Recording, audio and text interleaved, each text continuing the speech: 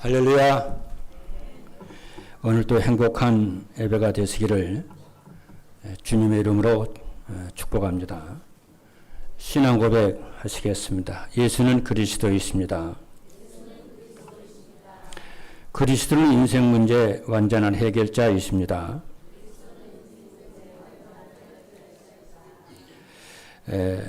오늘부터 로마서 강해를 하고자 합니다.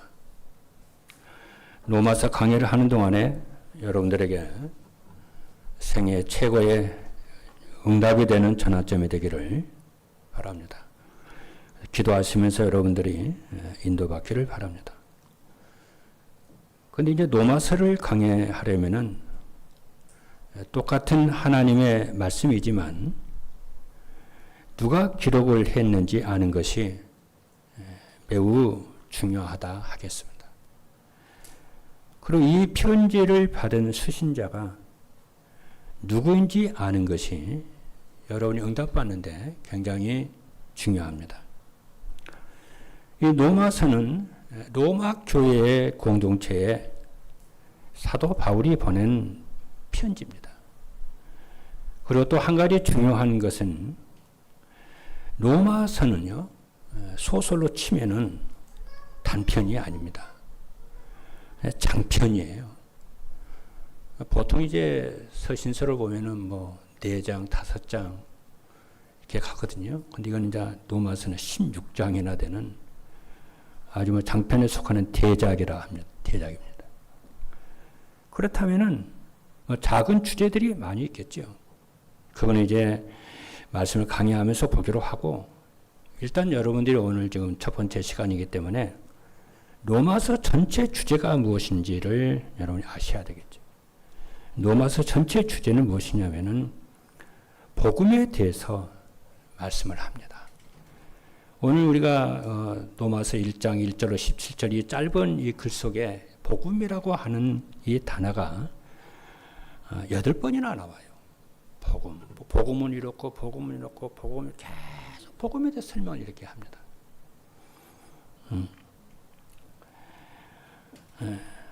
우리가 사람의 말 같으면은 뭐 대충 봐도 되겠죠. 그러나 하나님의 말씀이기 때문에 여러분이 기도하시면서 잘 정확하게 잘 보셔야 됩니다. 그것이 여러분들이 인생에 응답받는데 깊은 관련이 있고 또 믿음의 삶을 사는데 굉장히 여러분들이 중요하다 하겠습니다. 그래서 오늘 여러분 메시지 들을 때에 딱 집중해서 듣기를 바랍니다. 그래서 오늘 메시지 제목이 뭐냐면은 237 전도를 위한 복음의 능력입니다. 서론에서 첫 번째입니다. 그럼 로마서 저자가 사도 바울이라고 그랬는데 이 사도 바울이 어떤 사람인지를 알아야 되겠죠. 바울 사도 하면은 여러분들이 하도 많이 들어가지고 또 바울 사도를 또 사랑을 하기 때문에 잘 알으라고 생각이 되어집니다. 바울을 아는 데는 가장 중요한 키가 무엇이냐면은 바울이 어떻게 해서 하나님께 돌아오는 그리스도께 돌아오는 회심을 어떻게 했느냐 하는 것을 아는 것이 중요하다 할 것입니다. 사도 바울은 일반적으로 회심을 하는 데는 사람을 통해서 이렇게 회심하죠. 사람들이 전도자를 통해서 복음이 전해지면은 회심하죠. 근데 이제 사도 바울은 그리스도께서 직접 나타나셔서 복음을 전해요. 그것이 보통 사람들하고 다르다 할 것입니다. 근데 사도 바울이 그때는 사울이었는데 바울이 예수 믿는 사람들을 잡아가려고 체포하려고요. 다메섹, 지금의 다마스커스죠. 그 다메섹에 가까이 왔을 때에 대낮인데 호련히 햇빛보다 더 밝은 빛이 바울을 이렇게 비춥니다. 바울에게 비추니까 바울이 그 충격에 땅바닥에 쓰러집니다. 쓰러져가지고 들으니까 소리가 들리는데, 하늘의 소리가 들리는데 사울아 사울아 부르는 거예요. 그러면서 네가 어찌하여 나를 박해하느냐 하시는 거예요. 그리고 바울이 너무 놀라가지고요. 네 시옵니까? 이래 물어요. 그러니까 다시 말씀하시기를 나는 네가 박해하는 예수다. 그러니까 바울이 얼마나 놀라겠어요. 자기는 예수 믿는 사람을 박해하는 것이 하나님의 뜻인 줄로 알고 기쁨으로 열심히 했는데 자기가 그 예수 믿는 사람을 박해하는 것이 예수를 박해하는 것이다. 이렇게 말씀을 드리니까 그야말로 충격에 충격을 오는 거죠.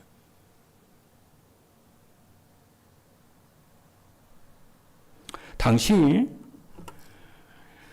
이 바울이 어떤 사람이냐면은 유대교 안에는 네 파가 있습니다. 우리 이제 기독교, 우리나라에 이제 기독교 하면 장로교, 또 감리교, 뭐 성결교, 순복음 이렇게 파가 있듯이 똑같이 하나님 예수를 믿는데 강조점이 조금씩 다르죠. 그와 같이 유대교 안에는 사두개파, 바리새파, 열심당, 에세네파 이렇게 네 파가 있었어요. 이 부분은 나중에 이제 강의를 하면서 좀 더 살펴보기로 하겠고요. 일단 사도 바울은 그때 당시에 어떤 파에 있었냐면은 바리새파에 속한 사람으로서 성경 공생의 공고함 그 복음서에 보면은 바리새인들에 대해서 예수님 계속 이렇게 말씀하시죠. 그 바리새파의 장래가 촉망된 젊은 리더가 바울이었습니다. 그런데 이 바리새파의 특징이 뭐냐면은 구약 성경을 하나님의 말씀으로 신실하게 믿고 순종하는 경건한 사람들이었어요.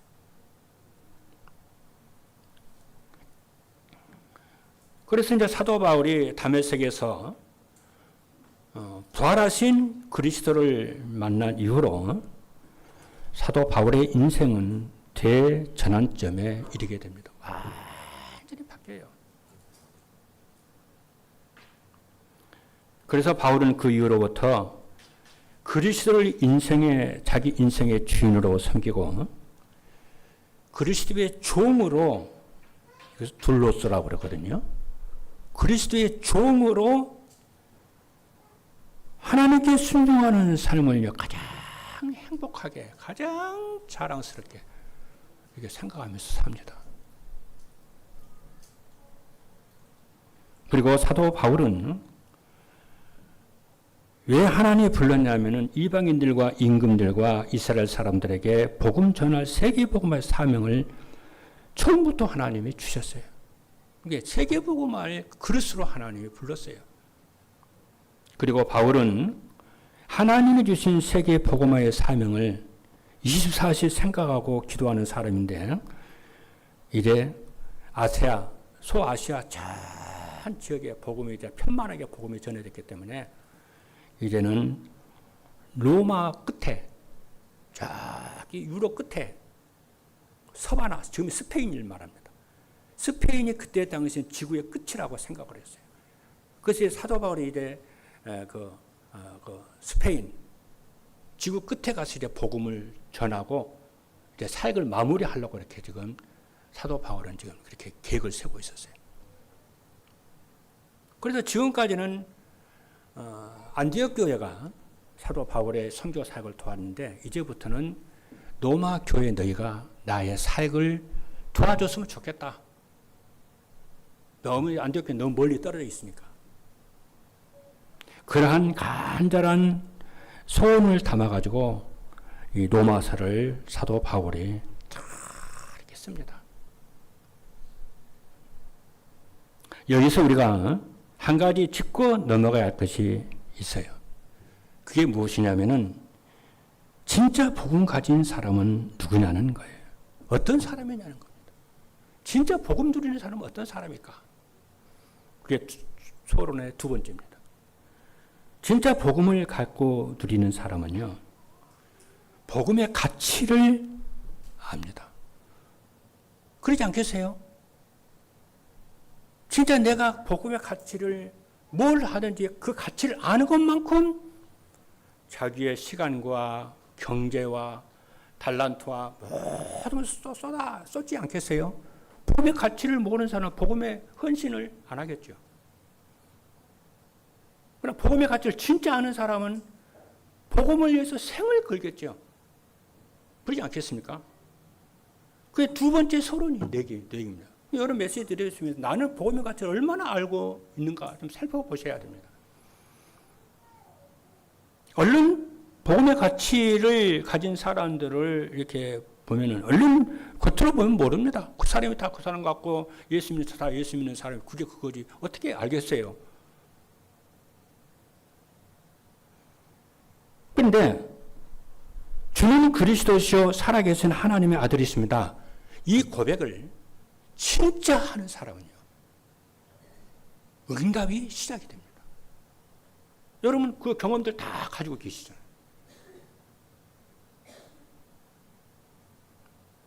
그런데 주는 그리스도시요 살아계신 하나님의 아들이시라고 하는 이 말은요, 신학교 6개월 동안 다니면서 이상하게 공부하지 않는 이상은 누구든지 주는 그리스도시요 나의 하나님이십니다. 이 고백을 합니다.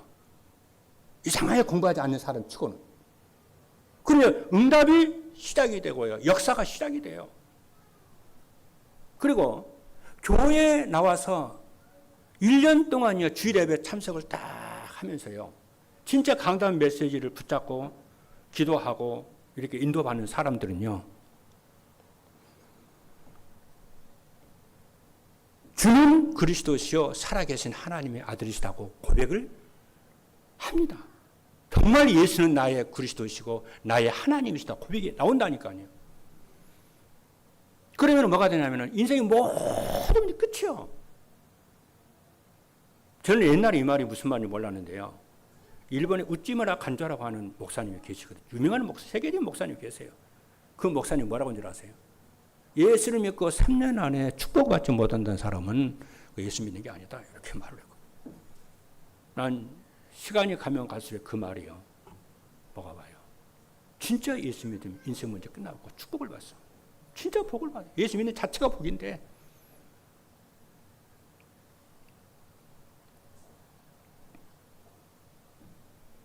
그래서 진짜 복음의 가치를 알고 그리스도를 발견한 사람은 진짜 그리스도를 발견한 사람은 배운 사람 말고 학습한 사람 말고 진짜 그리스도가 나의 그리스도시고 나의 왕이신 것을 진짜 알고 발견한 사람은요. 그리스도를 자기 인생의 주인으로 모십니다. 그리스도를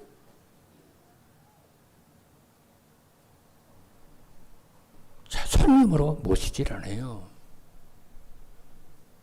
그리스도를 삼촌으로 모시지 않습니다.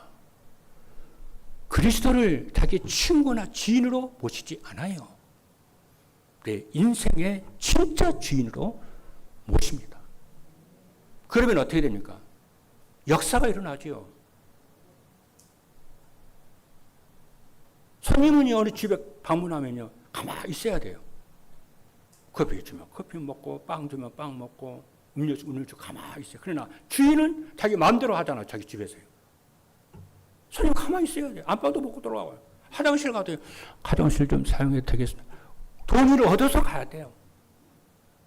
혹시 우리가 예수 그리스도를 믿노라 하면서도 나의 주인이 아니고 손님으로, 친척으로, 삼촌으로 모시지는 않는지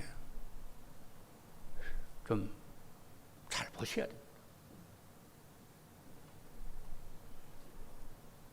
그러니까 그리스도가 그토록 해결하지 못했던 죄와 사단, 하나님을 떠난 문제 해결하신 분이 나의 의가 아니고 내 선행이 아니고 그리스도라고 하는 해답이 딱 나면요. 고맙고 감사하고 감사하죠. 도대체 그리스도가 누구길래 내 인생 문제를 해결했나 말이에요. 죽음이 있으면서까지 해결을 해냈나고요. 이걸 진짜 알게 되면은 인생이 바뀌죠. 그래서 너무 고맙고 감사하고 그리스도를 사랑을 하게 됩니다.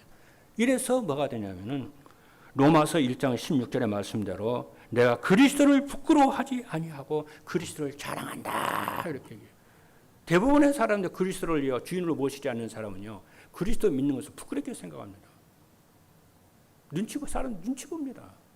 얼마나 그리스도를 수치스럽게 생각하는지 몰라요. 그런데 사도 바울은 뭐라고 하냐? 그리스도를 나는 부끄러워하지 않는다는 거예요. 그래서 복음 때문에 자기에게 손해가 오는 일이 있어도 복음에 손해 나는 일이 있어도 흔들리거나 흠집을 내거나 그러질 않습니다. 그걸 다 감당합니다. 좋다. 내가 뭘 못하겠냐. 내게 생명을 주신 하나님이신데 나의 주인이신데 믿음이요 다 한대하게 됩니다. 그 앞에 사단의 세력이 무너져 버립니다.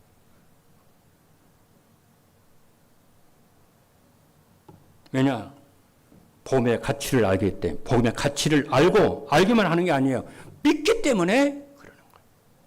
이런저런 말이 일체 없어집니다. 복음의 가치를 알아버리면요.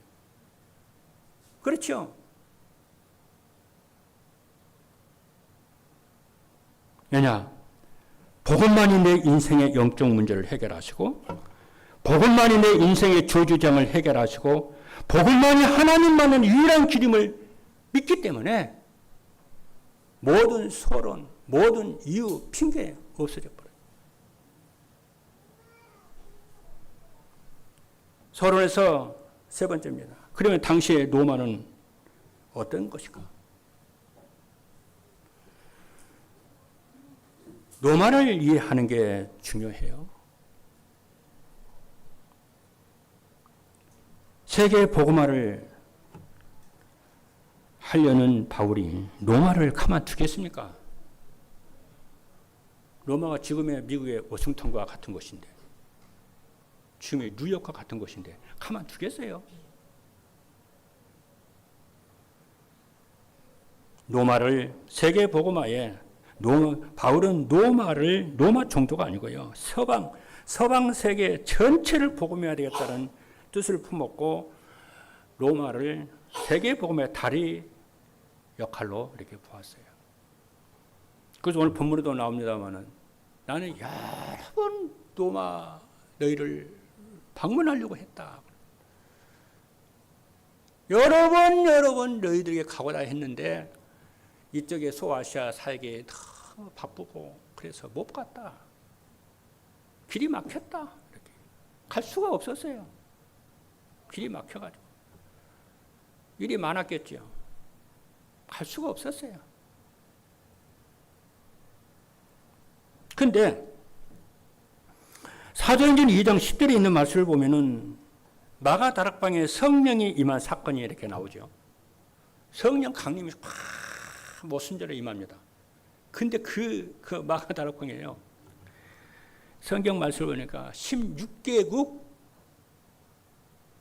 산업인들이요 모여 있었어요. 기득 아닙니까? 예루살렘에서 오순절을 예배를 드리려고 왔는데 어떻게 마가 다락방에 참석을 하느냐고요. 이거 성령의 역사가 아니면은 하나님의 역사가 아니면 해석에 불과한 일이에요. 그런데 그 마가 다락방에 16개국 하나님을 경외하는 경건한 사람들 제자들이요 모여 있었다니까요. 거기에 누가 있었냐면요. 로마에서 온 나그네가 있었어요. 기가 차지 않습니까? 로마에서 온 나그네가 있어 산업인인데 왜냐고 오순절 그 축제를 마치고요. 로마로 돌아갔겠죠. 안 그러겠습니까? 로마에 돌아가서 마가다락방에서 있었던 새로운 영적 체험을 한 얘기를 얼마나 감동이 됐겠어요, 여러분. 그래서 로마에 가서 자기 가족들, 자기 친척들, 자기 친구들 자기 거래처에 있는 그 산업인들을 불러서 식사를 하면서 로마 여행에서 이번 예루살렘 오순절에도 여행에서 갔던 그 신비로운 하나님을 만나는 그 체험을 얘기를 하지 않았겠냐고요. 거기서 성령의 체험하고 예수가 그리스도 되신 얘기를요, 잘 했으리라 믿어요. 그리고 한 번만 했겠냐고요. 정기적으로 매주마다 했을 것이다는 그렇게. 그냥 성령이 그곳에 역사를 하니까요, 사람들이 그 말을 듣고 싶은 거야. 여러분 그러잖아요. 복음이 너무 좋으면 내 주변에 있는 사람들에게 복음 전하잖아요. 한 번만 전하고 맙니까? 시간 정해놓고 매주마다 만나서 복음 전합니다. 복음에 좋은 사람이 매주마다 와서 예배를 드리고 말씀 듣잖아요. 이러다 보니까 사람들이 자꾸 숫자가 많아지고 붕이 되는 거야. 그게 로마교회 탄생입니다. 학자들은 그렇게 봐요. 근데 그 로마교회 노면 나그네가 누구나 했을 때에 브리스길라 아굴라 부부로 학자들에게 보는 사람이 많아요.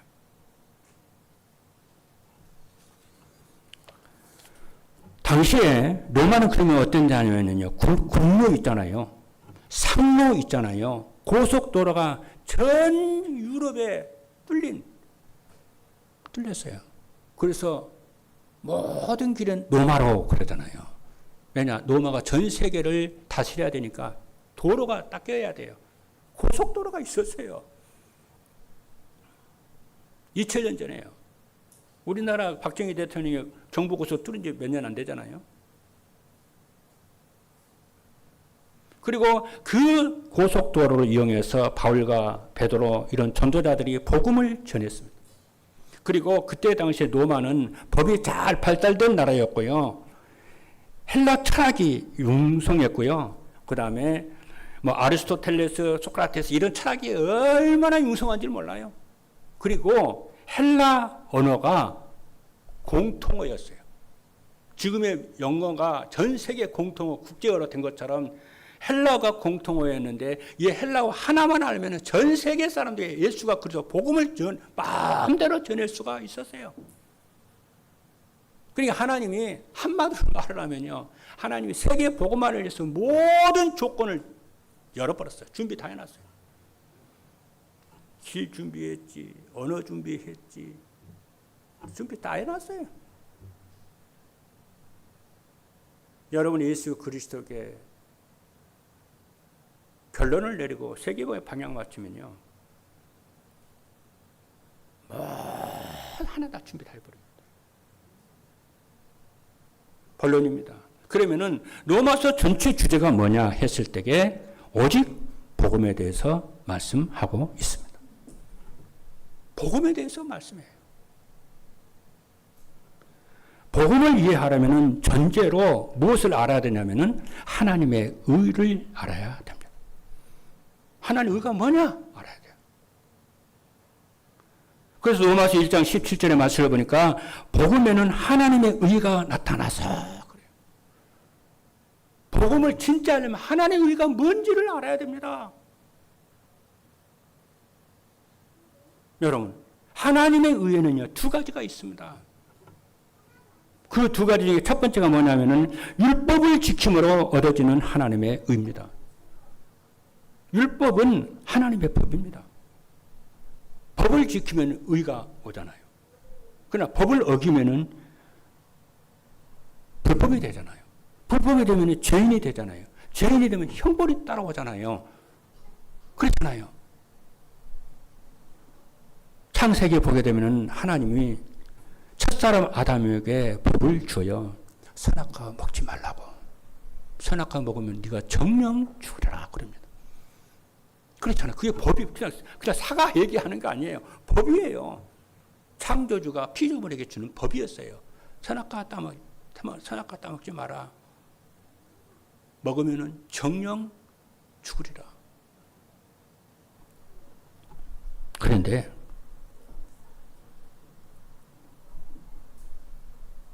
이 법을 아담이요 어깁니다. 따먹어버려요. 따먹으니까 불법에 처하게 되나요? 불법에 처하게 되니까 하나님을 떠나잖아요. 그래서 땅까지 저주받아버려요. 그래서 다시 말하면은 이걸 두고 이제 행위 언약이라고 그러는데 이 첫 번째 행위 언약에 율법의 의로 말미암는 여기에 인간은 처절하게 실패해버립니다. 무너져버려요. 못 지켜요. 물론 그게 사단의 역사가 있었어요. 그래서 하나님이요 두 번째 빨리 하나님 즉시로 하나님의 의를 준비해요. 그게 뭐예요? 우리가 무슨 일을 할 때에 하나만 프로젝트 하나만 준비하는 것이 아니잖아요. 제2, 제3, 제4 프로젝트 준비하잖아요. 대안을 만약 첫 번째 프로젝트가 실패하면 두 번째 프로젝트 준비해놓고 살잖아요, 우리가요. 그래 하나님이 인간이 율법으로 말미암는 의에 실패를 하자 즉시로 주님이 그리스도께 하나님이 찾아오셔서 두 번째 하나님의 의를 말씀해요. 그 하나님의 의가 뭐냐면은 하나님 아들이에요. 그 하나님 아들이 뭐냐? 여자의 후손이에요. 그래서 여자의 후손이 뱀의 머리를 상하게 할 것이다. 딱 준비합니다. 그 여자의 후손이 예수 그리스도예요. 하나님의 아들이에요. 그래서 하나님의 율법에는 하나님의 의가 있다고 그래. 그 하나님의 두 번째 하나님의 의가 하나님의 아들인데 그 하나님의 아들이 복음이에요. 이 하나님의 의가 되시는 이 그리스도를 믿으면은 뭐가 돼요? 너 의롭다 그러는 거예요. 할렐루야. 그래서 창세기 15장 6절에 있는 말씀을 보니까 아브라함이 여호와를 믿으니 여호와께서 이를 그의 의로 여기시고 선언을 하셨어요. 할렐루야. 그래서 이 하나님의 의는 바울이 한 말이 아니고 하나님이 선지자들을 통해서 그 아들에 관하여 미리 약속하신 것이라. 그런데 이 하나님의 아들인 하나님의 아들이 누구냐? 다윗의 혈통에서 나셨고 성결의 영으로는 하나님이시다. 완전한 인간, 완전한 하나님이시다. 이걸 여러분들이 믿으셔야 됩니다. 그래야 구원을 받습니다. 할렐루야. 은혜로 구원을 받아요. 하나님의 의가 뭐라고요? 하나님의 아들에 대한 거예요. 하나님 아들이 누구라고요? 예수 그리스도예요. 할렐루야. 예수 그리스도를 믿으면은 예수가 그리스도 아들이시고 모든 문제 끝이요. 믿으시기를 주님을 축복합니다. 주 예수를 믿으라. 그래야 너와 네 집이 구원을 얻으리라. 그래.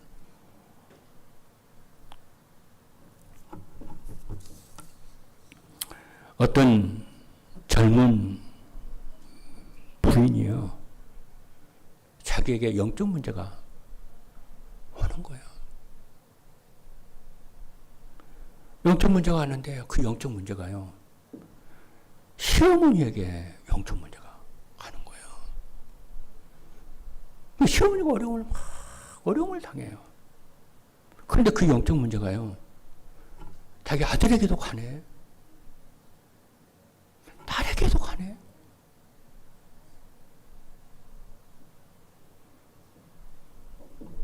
온 가족에게요. 영적 문제가. 영적 문제는 그럽니다. 코로나가 중국 우한에서 시작된 코로나가 쫙 세계 번지듯이요. 가문의 영적 문제가 치유가 안 되면요. 계속 번집니다. 그게 영적 문제입니다. 그래서 이 부인이요. 알잖아요. 안 되겠네. 자기 혼자 영적 문제 있으면 괜찮은데 시어머니 그랬지, 아들한테 그랬지, 딸한테 그랬지, 아들한테, 남편한테 그랬지. 정신이 번쩍 난 거야. 충격이 먹은 거야. 그래서 내가 교회 나가야 되겠네, 이거. 그래서 교회 나갔어요. 교회 나가가지고요, 그리스도를요, 다 믿었어요. 할렐루야. 그래서 자기 자신과 가문의 영적 문제가 치유가 됐어요. 그래서 이 영적 문제를 치유된 것을 체험을 한 사람들은 그리스도를 생명 걸고 붙잡습니다. 할렐루야. 이 축복이 여러분들에게 있기를 주님의 이름으로 축복합니다. 그 복음의 내용이 무엇인지를 알아야 돼요. 복음의 내용은 무엇이냐면은 요한겔리온이라고 하는데요. 전쟁터에서 아군이 승리했다는 승전보가 복음이라, 복된 소식, 복복자에다가 소리음자, 복된 소식, 요한겔리온 그래. 전쟁터에서 아군이 승리했다는, 우리나라의 왕이 승리했다는 승전보 같은 그게 복음이라니까. 그래 의미를 가진 말이라니까. 복음이라고 하는 거예요. 그런데 이 복음의 내용이 뭐라고요? 하나님의 아들이라고 그랬잖아요. 하나님의 아들인데 그분이 예수 그리스도. 이거 믿어져야, 이게 여러분 믿으셔야 돼요. 진짜 예수 그리스도는 모든 문제 끝이야.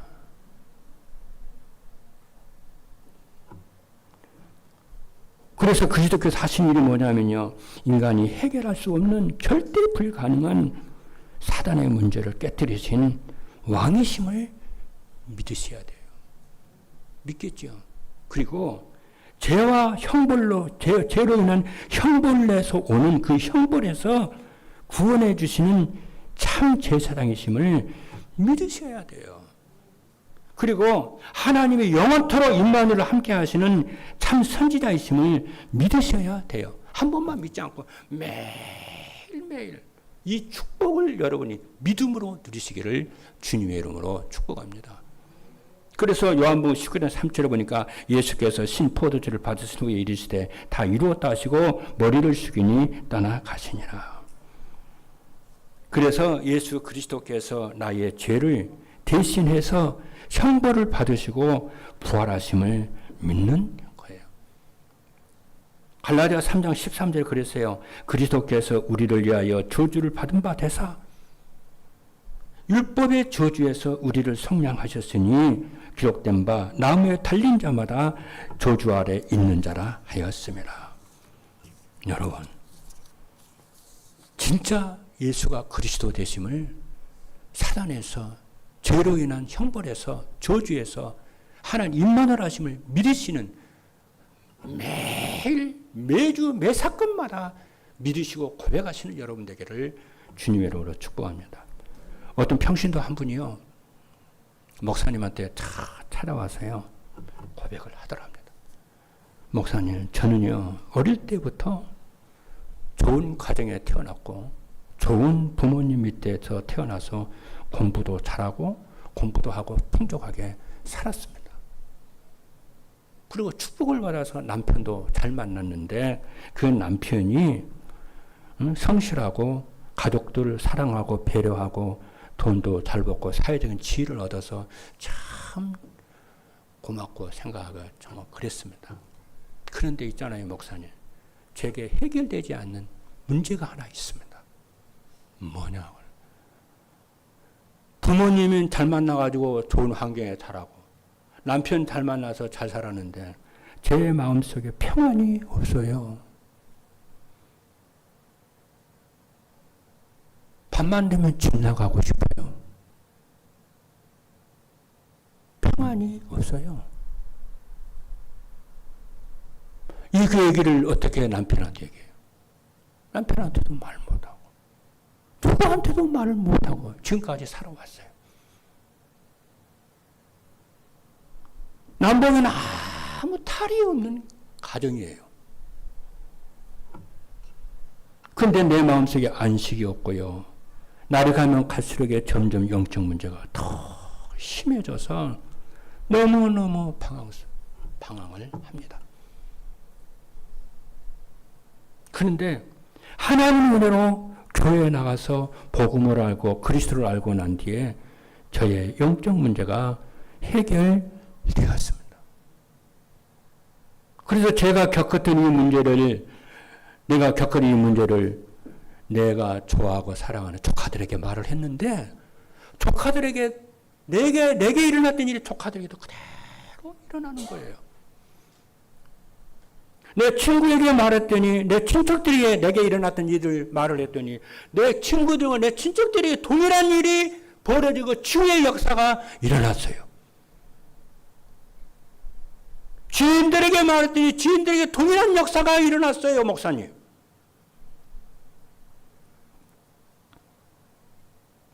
저는 그리스도로 인해서 너무 감사해요. 그래서 사도 바울이 이것을 알기 때문에 자기는 복음을 부끄러워하지 않는다 그런 거예요. 사도 바울은 엘리트인데요.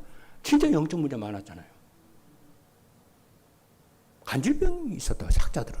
그 간질병이요. 있었다니까. 그러니까 영적 문제 없는 사람 어디 있어? 다 있지. 여러분이 그리스도를 믿고 누리면은 그토록 해결되지 않았던 영적 문제가 해결되는 줄로 믿으시기를 주님의 이름으로 축복합니다. 그래서 로마서의 말씀의 주제의 말씀이 뭐냐, 복음의 삶이 뭐냐 말씀하고 있어요. 믿음으로 사는 거야. 나의 의는 믿음으로 사는 거야. 로마서 1장 17절 본문에 있는 말씀을 보니까 복음에는 하나님의 의가 나타나서 믿음에 이르게 하나니 기록된 바 오직 의인은 믿음으로 말미암아 살리람과 같으니라. 고린도전서 13장 13절에 있는 말씀을 보니까 그런즉 믿음, 소망, 사랑 이 세 가지는 항상 있을 것인데 그 중에 제일은 사랑이라. 히브리서 11장 6절에 뭐라고 그러니까 믿음이 없이는 하나님을 기쁘시게 하지 못하나니 하나님께 나오는 자는 반드시 그가 계시는 것과 그를 찾는 자들에게 상 주시는 이심을 믿어야 할지니라. 복음적 삶이 뭐냐? 믿음으로 사는 겁니다. 합리적인 머리로 사는 것이 아니요, 합리적인 이론을 가지고 계산하면서 사는 게 아닙니다. 믿음으로 사는 겁니다. 예수가 그리스도라고 믿음, 하나님은 전능하신 하나님이라고 믿음, 나는 하나님의 자녀라고 하는 믿음, 하나님 내 아버지라고 하는 믿음, 지금도 하나님 절대 주권을 가지시고 우리를 인도하시는 그 믿음으로 우리는 사는 줄로 믿습니다. 말씀이 성취되는 걸 믿습니다. 오늘 예배 시간에 주의 성령이 함께 하심을 믿습니다. 믿음이 세상을 이깁니다. 믿음의 삶을 살면요, 역사가 일어나요. 여러분, 믿음으로 기도하면 병든 자 치료됩니다. 믿음으로 살면은요, 영적 문제 치유가 되고 의심병이 치유가 돼요. 불신앙이 치유됩니다, 여러분. 믿음으로 살면 뭐가 되냐면요, 소망이요. 생겨요. 소망이 생기면 길게 인내할 수가 있어요. 소망이 생기면 어떻게 됩니까? 사랑이 생겨요. 그러면 사랑이 생기면 수고가, 기쁨으로 수고하게 돼요. 할렐루야. 복음의 삶이 뭐라고요? 믿음의 삶. 복음의 삶이 뭐라고요? 소망의 삶이. 복음의 삶이 뭐라고요? 사랑의 삶이. 하나님 사랑, 인간 사랑. 말씀 마치겠습니다. 복음 받은 후 우리의 삶이 뭐냐면은 24 믿음의 기도로 그리스도 누리시기를 바랍니다. 믿음의 기도는 병든 자를 구원한다고 야고보서 5장 15절에 말씀하고 있습니다. 그리고 믿음의 기도로 예배하는 삶을 사는 겁니다. 믿음의 예배는 하늘 보좌의 축복과 오력이 회복되는 줄로 믿습니다. 믿음의 기도는 임마누엘과 승리의 언약을 붙잡고 사는 것입니다. 12 제자를 부르셨을 때에 이는 자기와 함께 있게 하시고 보내사 전도도 하며 귀신을 내어 쫓는 권능도 가지게 하려 함이라. 한 주일 동안 여러분의 믿음으로 24 이 축복을 누리시는 승리하는 모든 성도 여러분 되기를 주님의 이름으로 축복합니다. 기도하시겠습니다.